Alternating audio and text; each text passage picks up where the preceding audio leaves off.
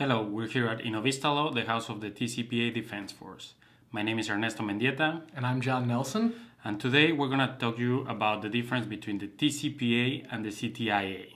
There's a lot of acronyms there, John, but we get some clients asking us, what's the difference? Do I have to comply with both? One, depends on the service. So we'll try to explain it on this video. John, you could start by explaining what is the TCPA. Sure. So the TCPA really is why we're here, why we have this video series. It is a federal law that, of course, every citizen and company is required to abide by. And it's really the route and the means by which consumers can sue you for sending inappropriate messages or messages that do not comply with the law itself.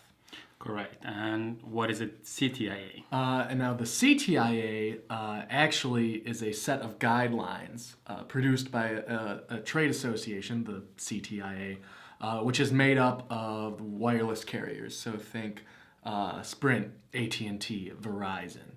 And what the guidelines are, the CTIA guidelines are rules. Well, I guess they're not even really rules. They're requirements that the wireless carriers put out there for individuals or companies that send text messages, requiring them to meet certain standards in those text messages. So think message and data rates may apply, stop to stop, things like that. They are not, however, something that a consumer could sue you over for failing to have in your message or in your marketing campaign. Okay, so before going into the difference and the consequences of breaching either of them, we could understand the TCPA as federal law and the CTIA as terms and conditions by the wireless providers. Correct. To use their services. Correct. Okay. So now going into the specific differences, what are the consequences of violating or breaching any of the requirements of the TCPA? Sure. So the TCPA, of course, again, is a federal law. You can be sued. And you can be sued for $500 or up to $1,500 for each message that you send to each consumer that does not comply with those standards and requirements laid out in the Telephone Consumer Protection Act itself. Okay. And in addition to being sued, either the FCC or the FTC could impose some sanctions. Correct, or the state's attorney general. Any of those individuals besides consumers could sue your company for violating the act. Okay. And what about the CTIA? And now the CTIA, again, is not something that a consumer or the FCC or FTC can enforce. It's really something that only the wireless companies can enforce. Now what does that mean? It does not mean that they can sue you. They can't bring you to federal court and force you to pay fines and penalties or damages for failing to meet one of their requirements or include one of their terms in your marketing campaign or messages.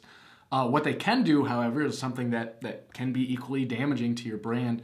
They can shut down your shortcode, right? Because they control the shortcode, they control the waves over which these messages are being sent.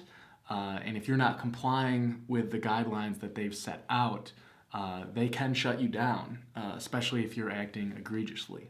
Of course, and that's the business for these SMS platform providers. They Correct. need to be able to send Without it, you don't even get to potential TCPA violations. So to answer those questions that we have heard about what do I have to comply with, we can say both, right? There's the whole compliance framework. It's both the TCPA and the NTIA. They have different requirements, different rules to follow, but both have to be complied with. Sure.